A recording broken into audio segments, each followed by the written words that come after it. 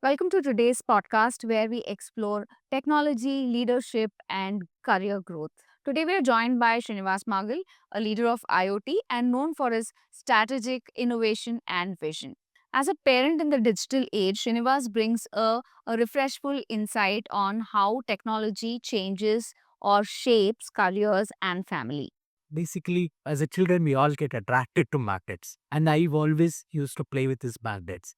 And magnets are the building blocks of motors. Like so, that is how my interest for magnets and the motors is got developed and landed up into engineering. And again, in the engineering, of course, engineering we do definitely study a lot of technology. And at least in my 90s, when I was studying my engineering, that gave a lot of opportunity for us to explore the technology, uh, you know, primarily the electronics part of it, and then the application part of it.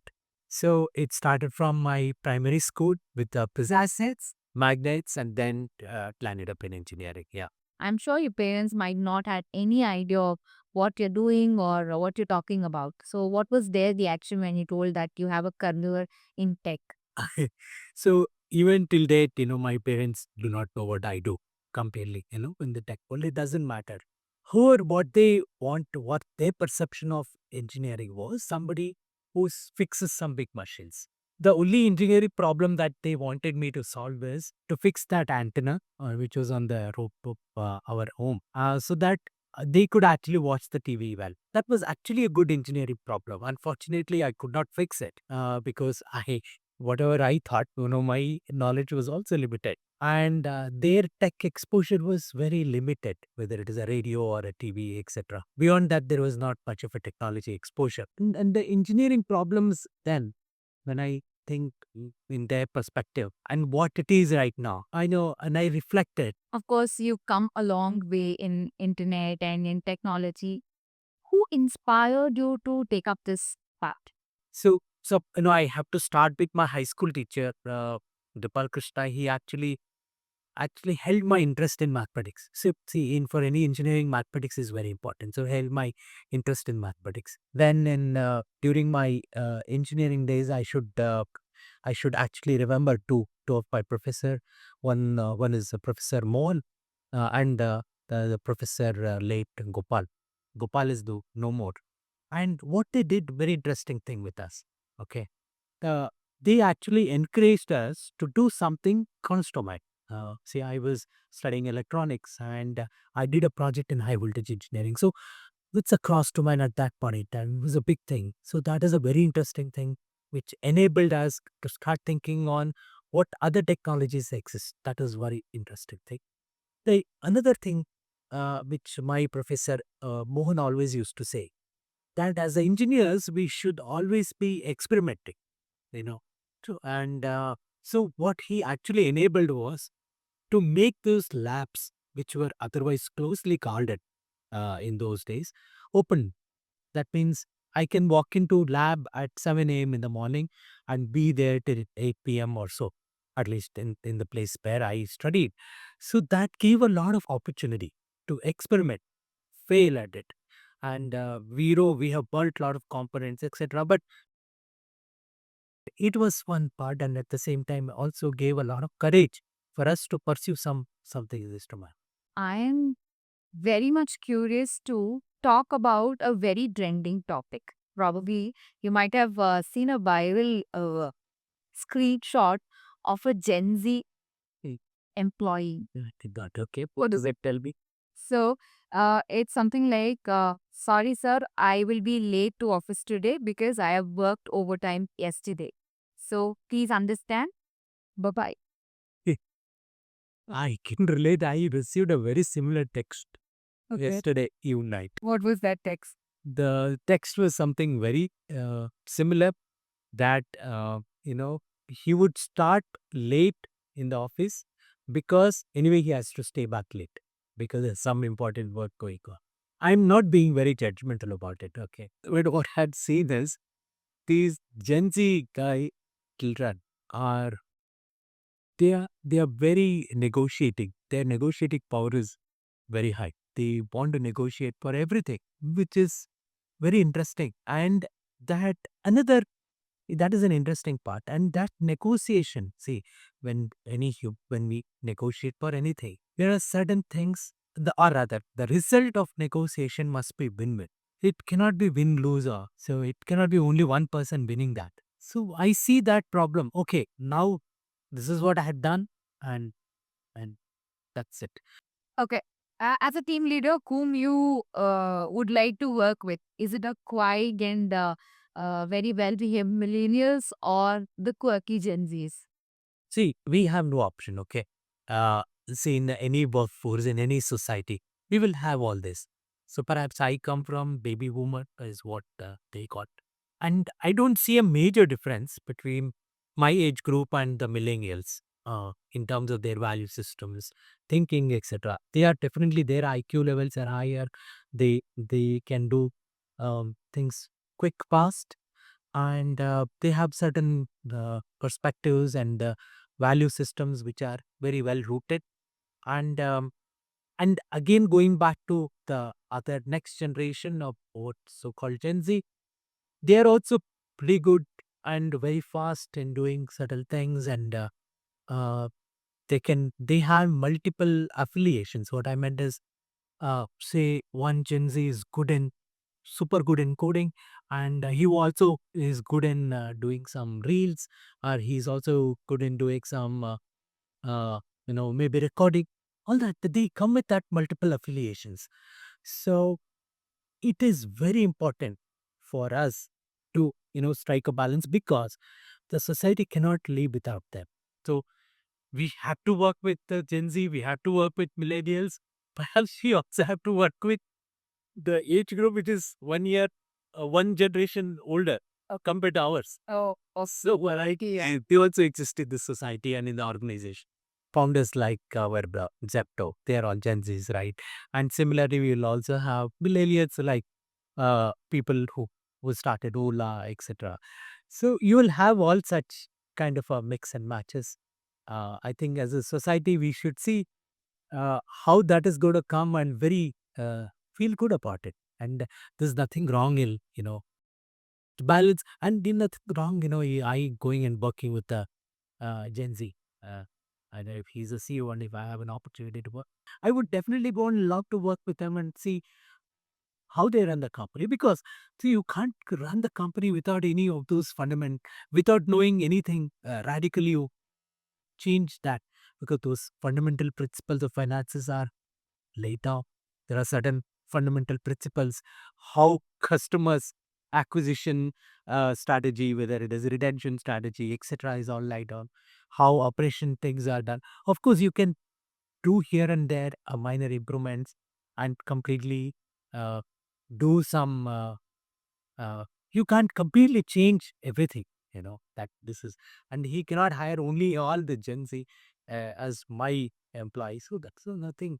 I think to be these are all internet debates. I think we should not pay too much attention. probably they need all the supports from all the age groups, what you're trying. Yes, yes. So there is one more, very conventional, controversial thing. Recently, we were discussing about Gen Zs with my Gen Z colleagues that they want to retire early in their life.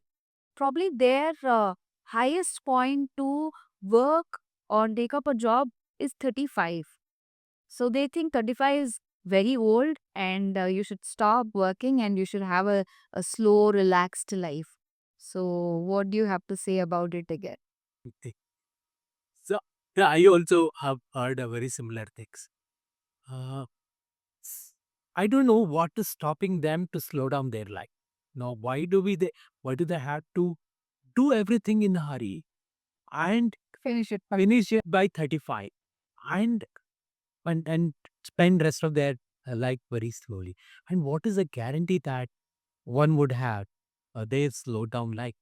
So their idea of slowing down is very dicey, very not known. Even they are unclear. When you go and ask them, what does that mean to you? He says, I want to travel. Great. You would travel for maybe 1 year. After that, you will get bored and come back. Uh, so again, coming back to the earlier conversation that we have had, I think they get bored very. easily and quickly. And this is perhaps one way of satisfying them that, okay, now I'll continue to work at certain age and then I will relax, which is, I think, not going to happen because even in our life, we also think like that, okay, I will do certain things after certain age. Probably it's a coping mechanism for themselves to calm themselves down. Maybe that is quite possible. That's what I think. Subconsciously, they are sympathizing themselves and telling that you have to reach certain goal and probably you can stop after that. Yeah, and there seems to be a lot of confusion in their mind why they want to retire at that early age, and and and the clarity of uh, you know clarity of sense of accomplishment perhaps is missing, or I don't know. There are so many complex things which perhaps is happening in their mind, which is basically asking them to take. And one thing they have to be also aware that what would they do after retiring at 35, apart from traveling, right? And there is no, the very worst thing is after 60 or 65, when you productive years of real work gets over and one actually start aging, then those are on the very boring years. So I've read somewhere very interesting quote. Okay, life is long. People always say life is short. Okay, life is long. Pace it well. Okay. So it is very important for us to pace our life well at a go it, because certain times we may have to work very hard. Certain times we can relax a little bit and take it slow. Yeah. So I think that is one thing that we can see about it. True, true. Like lot of conversation happened around Gen Z, their work life, and how they deal with real life situations. Now, coming back to the technology, what do you feel the technology will be 5 years from now? And globally and locally, what do you feel the technology as a future? And how do it evolve in coming future? And what kind of job opportunities will it bring to our kids? Oh yeah, I think when we talk about future of technology, it's a beautiful question. The reason because the changes that we are seeing happening. Uh, what there's one anecdote which is say that what is 5 years, 10 years ahead of the time is already here. That means you are already getting a signals of that change. Or that has also led to ask you that question. See, look at this. Food is something we need, right?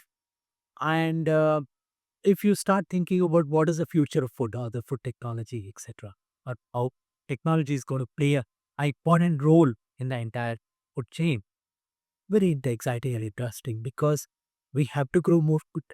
We are there is an increasing population. There is only limited resources available. It's a huge opportunities emerging for agricultural technology. Okay, but look at mining. Okay, there is only so much we can mine in this earth, but we still need metals. We still need a lot of things. Whole lot of tech emerging. About the space. Space. Oh, Yes, really? yes.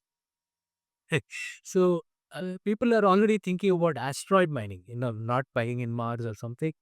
The asteroid mining. How do you send your shuttles, go there, mine, and get that minerals back or get those metals back. So, and look at the space technology which is emerging. Not just about communication, or not just about broadcasting, or monitoring certain calamities, etc. The space technology, interplanetary, deep space, all that is there, which we all know. In fact, recently I attended a space expo which was organized by ISRO. I was thrilled to see about 50 plus startups are there in space and space technologies. And one interesting startup where I had an opportunity to go and interact, they're all working to clear the space debris. So huge opportunities, and there is an aging population in the whole world. So how would you take care of those aged, and how do you leverage artificial intelligence to assess or make a good diagnosis of certain diseases. So many opportunities which is getting opened up, and tech is going to head towards that. And imagine there's a lot of cyber security, cyber threat, etc., which is coming. And at the same time, we also need a faster computing. Right? There is a That's what there's an emergence technology of quantum computing, which is there, which is already, but now it is coming into a mainstream, and people are putting a lot of things together for that. So, probably you might have heard about a lot of colleges claiming to be pioneers in certain sectors or certain subjects or certain skills, and they declare themselves to be the OGs of certain courses and actually give written, uh, you know, declaration about we are the best in producing certain students with certain set of skills. So do you think it's a scam? You see, I'll take an example of engineering. See, I come from engineering background. I mostly hire people from engineering colleges and have sat through several interviews. What I see, there is a too much of importance for all these things, but absolutely nobody is caring for the engineering knowledge that they have learned in last 4 years. So the problem, those kids were so good in their communication and all that, but they did not know the very basic engineering that one needed to have to come to a company. So why that actually led me to start thinking, what is that we are encouraging? Are we trying to kill that technical knowledge just over certain some soft skills? Yeah.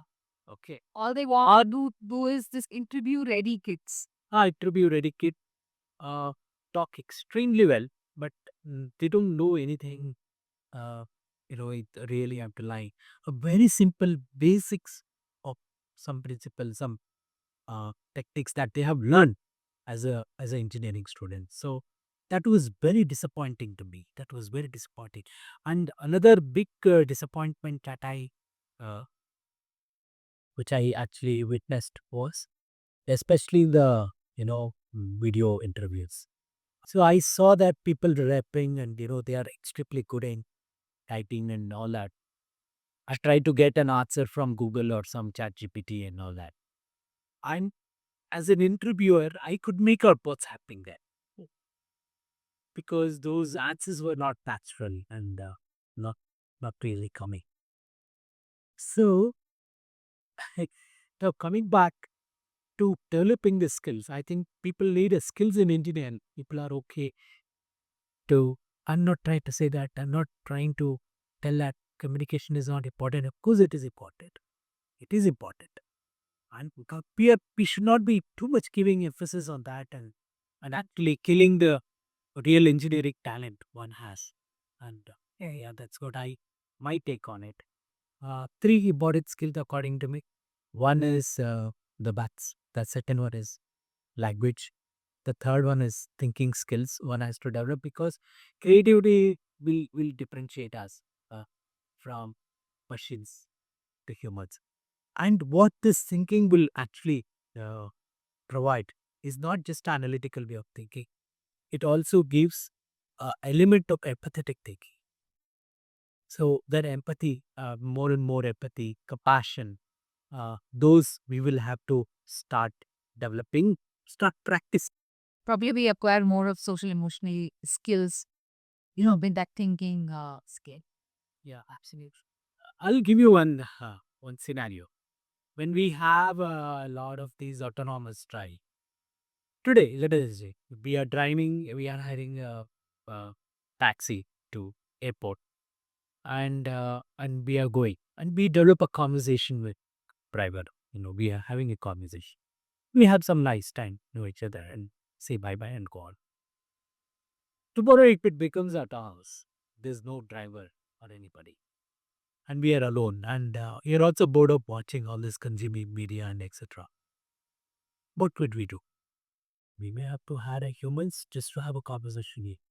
So my question would be talent versus hard work. What do you choose? Talent versus hard work. Uh, so talent in what is the question which comes. Okay, any field you can say. Okay, so any field talent. Okay, see, I think by birth most of us are talented in one or other field. Okay, now it is only our effort as well as our parents' effort and also society's some contribution and also teachers etc. part of that. How would they help us to identify that particular talent? Okay. Now, coming to the hard work part of it, I think hard work takes over talent at some point in time. Okay. So you go and see any of these people who have accomplished certain things in their life. When you actually go and read their life biography or autobiography or any biography version, from the beginning they were not very talented in that particular thing. It is just their resilience, hard work, and ability to, reflect upon their mistakes and take a corrective actions have helped them more. And of course, the talent is also supported. But at that point in time, they felt that they were not that talented.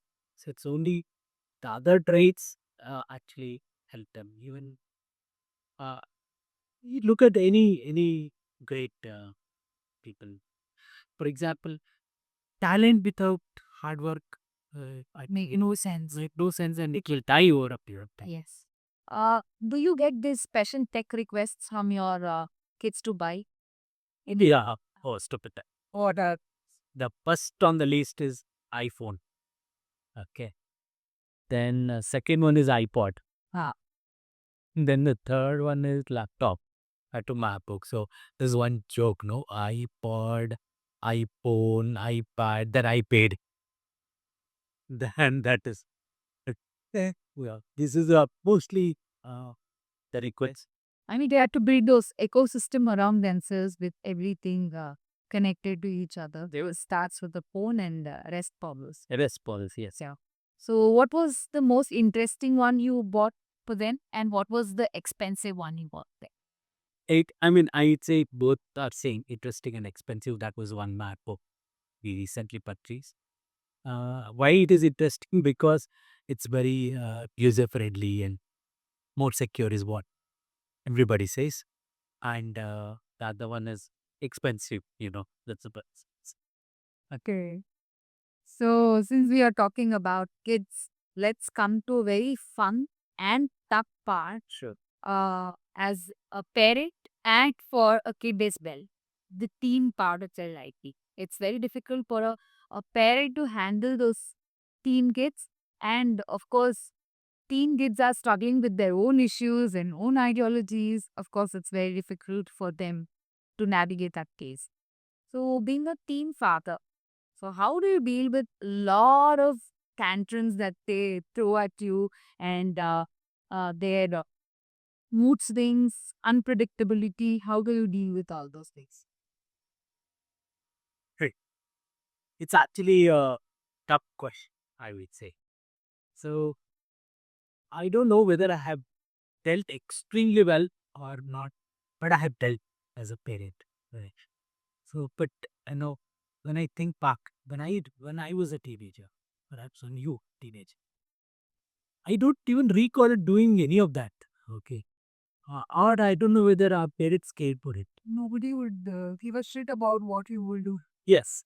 So is it a I now to think, is it too much of social media and all that which has created this buzz of teenager tantrums or anything? I don't know.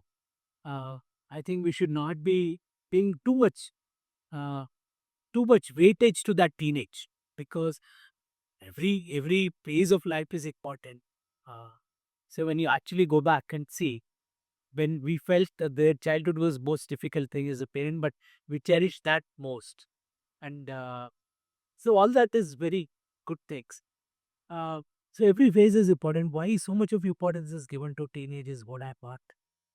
Sure, but however, the question coming back to the question, how did I dealt? Uh, there are, see, it is again. Nobody gives you a road book. Nobody teaches you how to be a parent. And every child is different. Every situation is different.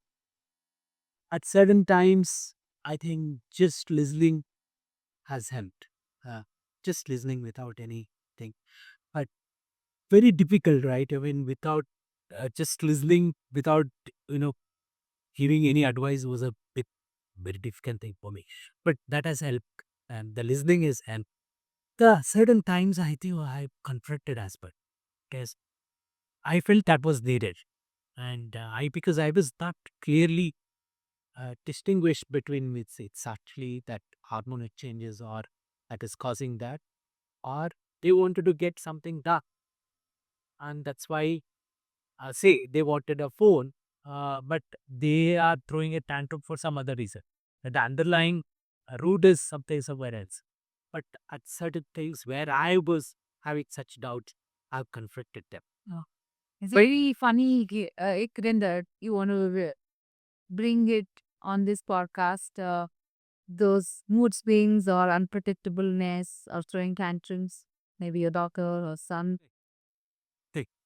There are many such things which I have a lot of fun things. For example, uh, the especially just when I want my daughter to attend mathematics class, and that is a time from many tantrums, the reasons, many things that she throws is very interesting for me. But I would not, but to it, I would not surrender to it.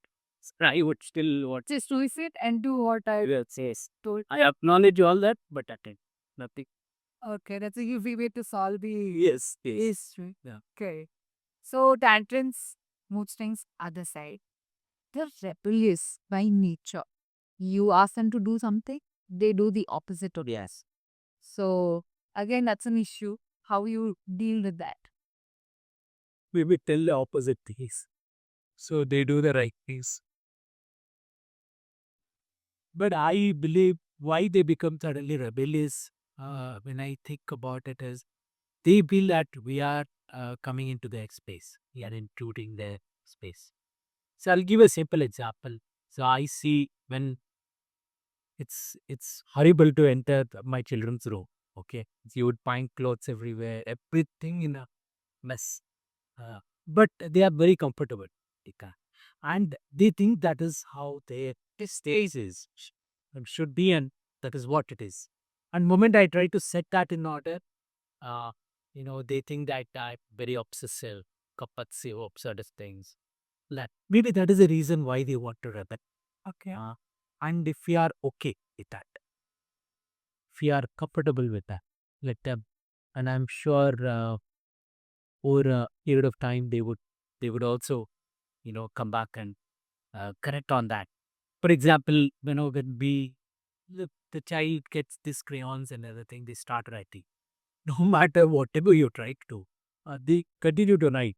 That nature perhaps starts from the very young age in reality at home. And I think it goes on.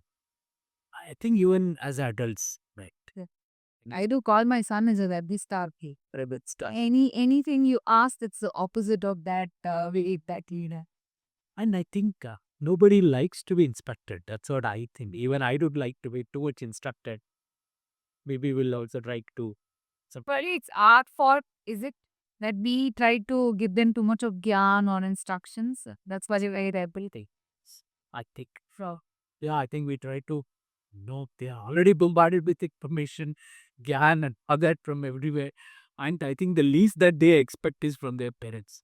just to listen and keep quiet. Yeah, I think that is the best strategy. I think that I have learned it hard way after parenting for 20, 21 years. So it's just listen more. I think 80% of the time that puts on. So, rebel nature. Then, very, very funny or interesting question. Their love interests. Teenage kids and their possible love interests of a short term, long term, but still they do have those short span of love interest, or they think that's their future. They plan their marriages. everything else. So, how is there any time that your kids have come to you talking about their love interest? Yeah, I think most of the time, artists have given that open space to them. And I sincerely believe that the parents should get really open about it. They should, they should talk about it. And When was the- this? Was it your son or daughter? it happened with my son, and my daughter always discusses things with me most of the time. Son, and one day he came, he wanted to, talk to you about certain things. Said, I'm going through these feelings. Is it okay? All with that age, that is very quite common that anybody would go through. And what I was okay with that, and I told him that, he looked, as long as you don't uh, spoil your studies and the goals that you have set up for yourself. Be watchful about it, mindful about such goals, and then take forward whatever you want to. And it is not that I did not take eye out of it. Having he took, yeah, definitely kept on a watch, but I did not interfere. I became very vigilant on certain things, kept on watch, and I also wondered because this may not last long, and that exactly happened. Yeah, Okay, so it did not last now. yeah, it did not last. Then how did you dealt with the heartbreak part of it? Heartbreak, actually, I insisted that he go and talk to a Pawzi. Oh, really? Yes, Oh, wow. he go and I think he 4 5 sessions. Think that helped him. That helped him a lot. Okay, that's very unusual of Indian parenting that counselors for heartbreak from parents itself. I think we should also change as a parents and should get it open about it because these are won't happen and these are all our children. Natural thing. Natural also. Why do we don't have too much very very sensitive about it and very uh, you know uh, too closed about such things. Well, open it up and help them. I'm sure they will appreciate what you have done for them. So anyway, I could not solve or build a patch up. No, I would not definitely not get it to it. At least give them a right advice from a right people, because if I tell the same thing, it may or may not listen. But if it comes from a qualified counselor, Yeah, correct. That's a such an awesome parenting. I mean, I should congratulate you for taking that step and asking your son to meet a counselor. And love interest the other side, and a they are very open with their views. They are very okay about their interests and views. Is there any time happened with you and your kids that you have a debate on some geopolitical issues or their view of the world and your view of the world collides? on the time, most of the time, most of the time, whether it is music, whether it is geopolitical things on a political ideology, um, many things that lot of debates keep happening. But I think I enjoy it. Okay, and I enjoy doing it. Uh, at some point in time, it ends up mostly the fight. Yeah, but it's always funny. Yeah, but debate. Yeah, so I think we should encourage that. Okay, we should always encourage that and have a very healthy debate. No matter if you have to lose. Yeah, true. When I have a debate about certain topics with my son, of course, he's very young, but still, there is this strong voice coming out of my mouth. But inside my heart, I'm a bacha. Like he's grown up so old and he's actually debating, arguing about a lot of things. I actually silently enjoy and give him that upper hand in that debate and make him feel that he knows certain things. Oh, yeah. It's nice and fun. And yeah, of course, what you said it very rightly that oh, mera bacha. You'll feel that very good about it. How they are developing the perspectives, the world. How is that shaping? How some things has influenced their friends' interaction and earlier interact has influenced on him. So a very interesting thing. I think debate should happen. Yeah, of course, for sure. I'm all about sitting and talking about anything and everything with our kids. So, worldviews and one interesting probably more debatable topic again, their fashion sense. They're very strong with their fashion sense. They don't hesitate. A boy wearing a skirt or a girl wearing a power suit. So, is there any awkward moment that you faced with your kids wearing those kind of questionable clothing? I always have a problem with my daughter. Huh. My son, I think he dresses, but the most he actually wears the shorts and the t-shirt. That's it. But with my daughter, I always get into this discussion, conversation. I think it's not just in India, okay? I think everywhere worldwide, everywhere, certain, we think certain clothes are very revealing. And for them, it is what it is. It's cool, huh? It's cool, and that's what. But I have that, I'm really not comfortable. I don't know whether I'm right, wrong, but I'm not comfortable when my daughter wears, or rather, not only my daughter, I don't feel comfortable when of her age group, her friends, uh, wear too much of revealing clothes. I think it's a concern to parents in general across the world. I think that his kids also have to understand a little bit, but I will ensure that you could change wear jeans like Does she always change it for you, or it's like most of the time she does. She does that. Maybe she has also settled to certain things. you Yeah, like but negotiations? negotiations. But yes, you're right. But it's a lot of conversation, a lot of not so very pleasant conversation. So So, okay, with this bizarre styling and fashion sense, is there any sense that you liked those bizarre fashion moments that you like? he, my my son has not cut his hair from last 1.5 year or so. Yeah, really look. So I don't know whether I should say it sometimes looks good because uh, they always look different. They want to look different. Yeah. Uh, there are certain sense. I know I have also seen people coloring two, three things, which I really like your boys doing it, which is good. Yeah, that is, I think, Again, a bizarre fashion that you find it very hideous and not at all appropriate, apart from revealing part of it. Is there any trend that you have noticed in today's teenagers that is very hideous and not at all appropriate? no, sorry, I'm not, my knowledge is, but you Well, how of this relaxed look that they carry all the time, those baggy clothes and baggy jeans and layering up, not even considering the outside weather. They keep on layering their outfits with jackets and all this stuff. sometimes, yeah, okay, that's what you are referring. Sometimes I keep wondering why are they actually wearing these sweatshirts and all such things. In summers, in Summer, yeah, I've seen that.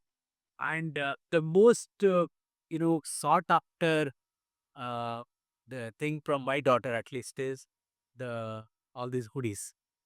I said, why do you need so many hoodies? They are heavy. They are not really suitable for our Indian weather. But yeah, I think as you rightly said, there's some hey, there is but somebody started. Yeah. so you must actually see Justin Bieber's look sometimes. Oh, okay. And yeah, whatever should be inside, it will be outside. Whatever it's outside, it's always inside. Oh, That kind of look that he carries. And most of the teenagers love that look and probably slowly transitioning to that look is like it's not we are not looking at a long time. We can see those kind of looks in our streets as well very soon. Oh, you restrict for some things and you talk to them for a few things and you let them go for few things. Is there any freedom or boundary that you have set? Like, this is my threshold, you're not crossing that, or you sometimes test yourself. yeah. Yeah, I think I touched upon it a little bit because especially their home and then their things. Yeah, it is there, right? When I go back and reflect when I was a child or when a teenager, etc., we never had any such luxury. We just lived with everybody. But certain things are, what I say, is relevant today. I can't change it all of a sudden. And So that kind of a freedom is definitely available, and they are uh, definitely. I don't come in between in terms of at least the education and the career path that they want to follow. If they come, you I mean, as a parent, as a concerned parent, I would definitely go and give them some advice. Look, this is what is happening in this field. I want to give them perspectives, and I want to expose them to most of the things in my capacity. So, and in that, with that framework, and also with some freedom. I mean, of course, they usually go and hang out with their friends and all that. But depending on the age group, and I mean, my daughter complains me that I have gender bias on that. But I can't take that away because that's what we see in the society, and we can't change it. I would definitely want her to come back home, or I'll ensure that I'll go and pick her up, or I'll ask some of my you know other parents would ensure that all these girls come back home safely. So that is definitely a concern, and I don't have any hesitation in saying that it's a concern. It's not a bias. It's a concern that I still carry. But beyond that, they they have that kind of a freedom. I think freedom has to be there, but the freedom also comes at a cost of responsibility. Yeah. That responsibility also has to be there. They cannot be completely irresponsible of certain things. Probably we could induce those responsibility in them and then give them that feeding. Yes, that's a good thought. Yeah. Yeah, put that onto a response. Make them responsible and then give them that freedom. Yeah. So when you restrict them, is it you or your wife who plays that bad cop role in your marriage? So, very interesting. Yeah, it's mostly my wife. Yeah, Or she is mom. Yeah, and she also complains that, hey, look, you all become a cool dad, nice dad. It's only I become a bad papa. But I tell her, you get the most love than anybody else. So you better take that as being playing a bad cop role. Yeah. Yeah, I think. because 90% it's always the mother who takes up that bad cop role and fathers be, Cool. cool all the time. So how did you evolve as a father? Probably you were a different person when your son was born, and you're a different person when your daughter was born. And you have evolved over the period of time as a person. But how did you evolve as a father? Yeah, I think it's an evolution, and it's and the word that you used I liked. How did you evolve as a father? Again, every day we have to evolve. Every day, because every day situations are changing. They are aging. We are aging, etc. Now, in today's standard, even when my son was born, he was we were in Mysore, and I was about 25 years. I became father at a young age, and so you are actually your youth, and you have also a responsibility for child, right? So that is very tough thing, right? And you don't know, you have your friends and all that, and at the same time you also have a responsibility. So what one thing that I ensure is I weekends are there for my family, and most of the time I'm honest. The second thing which I realize, um so there are certain dilemmas. One which stuck with me for a very long time. When my son was in preschool, and there was a seminar or a parenting. They were trying to call some experienced or a non uh, the knowledge the sharing session that was being conducted. This one Dr. Khazanawaz, Khazanawaz he runs a Banjara Academy. So he was a speaker. He told a very interesting thing. He said, if you want to become a good parent, okay, stop preaching, start practicing. Okay, if for what I meant is, if I want my children to uh, read, no, I should be reading it fast. Correct. Right. So that struck me extremely well. So that we ensured that whatever most of the time, before preaching, I have practiced it. Okay. And the second thing which I also learned is what when I am talking to one of the very big scholar, Kannada, living legend, I would say. His name is Dr. Ganesh, Tavgani Ganesh. Yeah. So I asked him, I had a dilemma. I wanted my children to study in on this Gurukula style and all that. Then and when I asked him, what do you think about it? And he told me a very interesting perspective. See, you should not be doing something which is completely irrelevant today. Okay. See, PN, he's not trying because there is those kind of Gurukulas do not exist, whatever it was, the original concept of Gurukula. So what is relevant today, do it. Within that framework, why don't you do something? So that was another major evolution for me, right?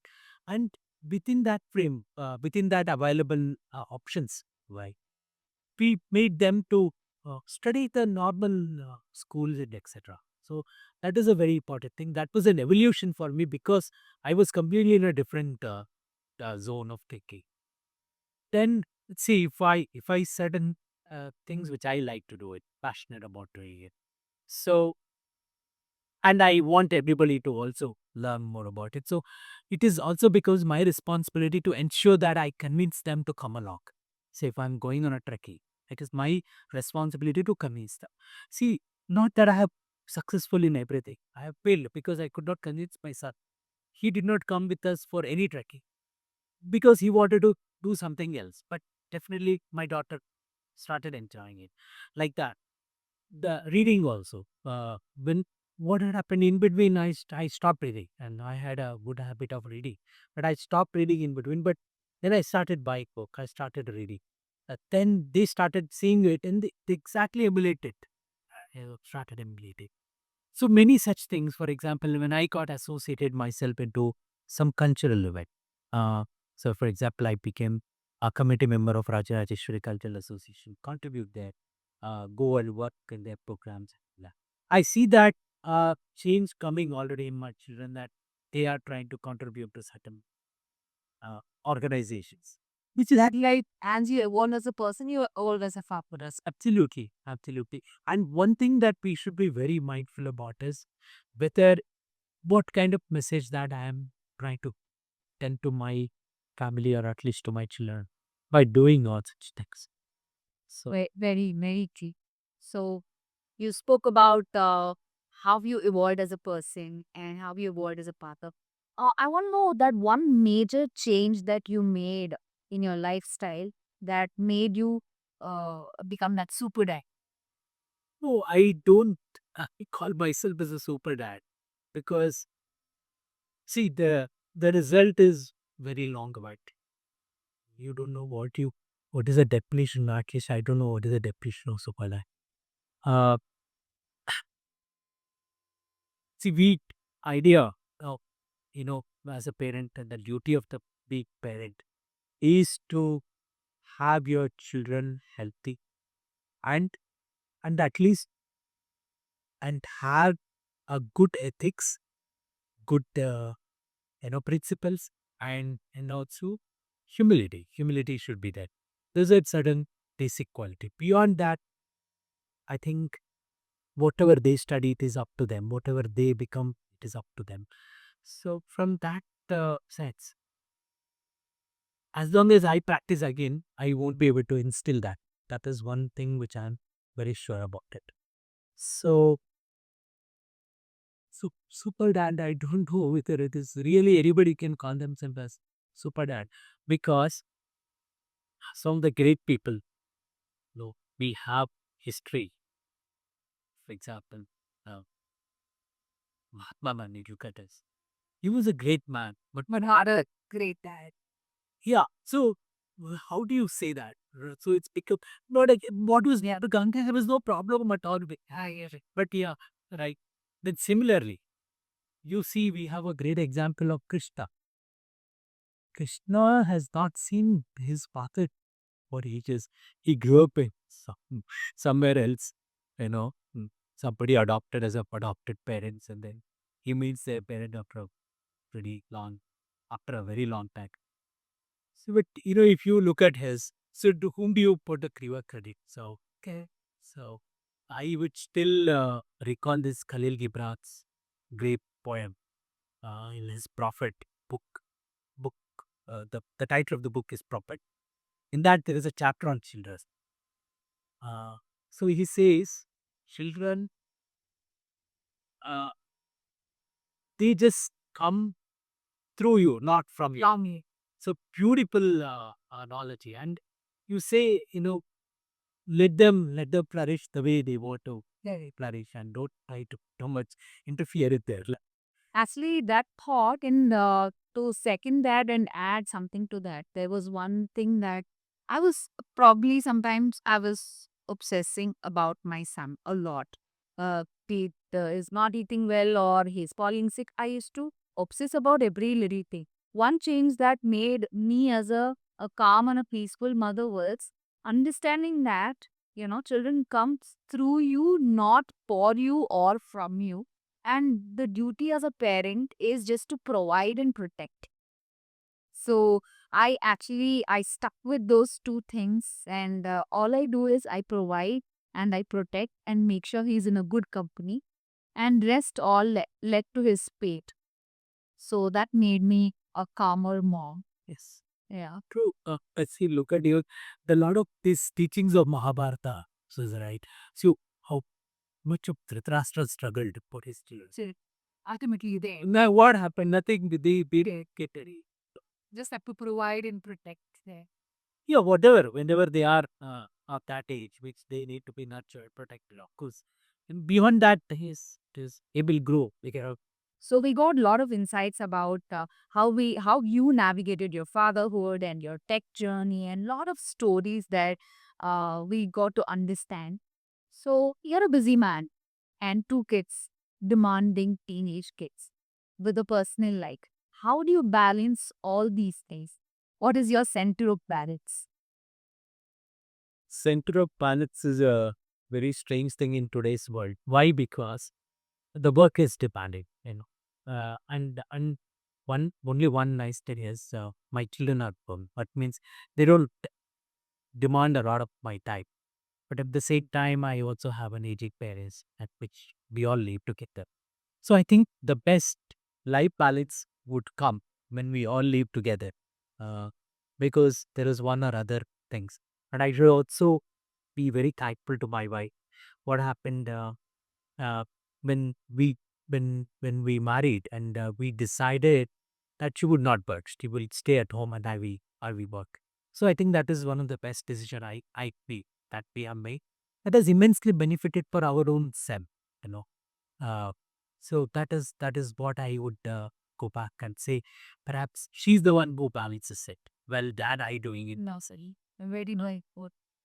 Actually, I heard somewhere in the podcast about the career time clock and your, personal time clock ticking at the same time.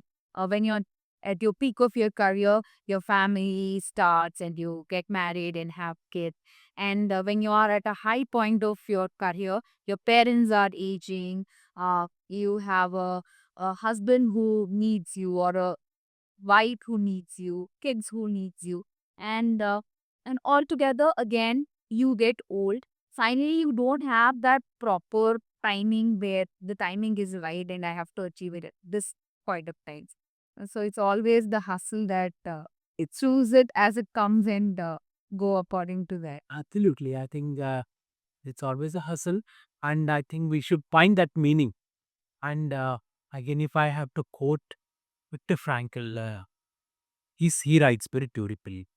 Uh, when you find a meaning in a struggle, you don't think it as a puzzle, or you find it as a struggle. So finding a meaning in all these things is very important uh, to mitigate all these busy things. In fact, our parents were also busy. Their parents were also busy. It's not that just that fact that we are living in Bangalore and our travel time has increased. But beyond that, everybody were busy in their own sense, in both sense, in their time frame. There were other challenges. Right? Maybe their working hours were less, but there were any other challenges that they did. Yes. So those would still remain, but we still have to navigate it. And So you beautifully said that your wife is your center of balance. Is there any other woman or about the woman in your life who actually immensely given that support or stood behind you in good and bad and want to talk about that? Well, yeah, I think without any second thought, I would talk about my mother. She has been a great source of inspiration, but she has been also, center of perhaps my father's life, and also to her, she has been a great inspiration for me through her actions. In fact, within that challenging times of her time, she she did lots of different things. For example, she started one Mahila Samaj, that is self-help group. She taught lot of, for nearly 30 years she ran that with no salary. And she ran that institute where she was teaching people, many women in the village, uh, to stitch, etc. And they had nothing to pay, because they would go to work and come back and learn these skills in the evening. So they would just bring those vegetables, etc. So those were on very heart-burning and heart-touching, in fact. So a kind of love that she received, perhaps that's very, very inspirational and very, uh, I really love that. The second one is she also, at that point in time of her time, women health especially was very, very important, especially the women nutrition and the several casualties which used to happen during the childbirth in the villages were all very critical issues. So she also partnered, because she was running this Mahila Samaj. So she was also partnered with the primary health center, and they used to run the campaigns, distributing all these nutrition tablets, multivitamin tablets, etc. She was with that program for a very long time. So and nothing stopped. I mean, she would do all her chores, everything. I would always look at her as a superwoman. The kind of, she kept her busy without compromising anything on her passion, and yet she was very compassionate about many other things and did a lot of things. So I would place her as a great source of inspiration at who shaped my thinking, my learning, etc. No. Yeah. Any last piece of advice you would like to give it to a millennial parent or millennial father who is actually struggling to manage everything and wear all the hats that probably you're wearing it right now? I think without a single doubt, one should enjoy their parenthood. It's a phase of life that they they enjoy. They should enjoy it. And if you think parenting is a struggle, then the problem comes. It may become a struggle. You will have a sleepless night. But as long as you find a meaning in it, it becomes a very enjoyable thing, because we are raising children of the future. I mean, there is something that is in our hands that we are directly contributing to a future. So that is, we have to be very mindful and watchful about. And the second thing is, again, going back and reflecting on what Dr. Hojanawat said uh, during the seminar which I attended, that uh, practice before preaching. That is very important for parents. Once we do that, I think we should be good.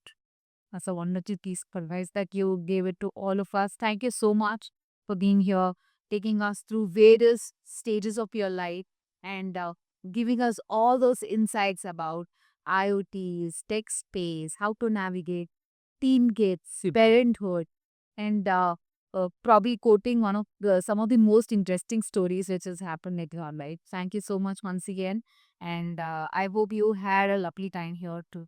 Oh yeah, in fact, I had a great time.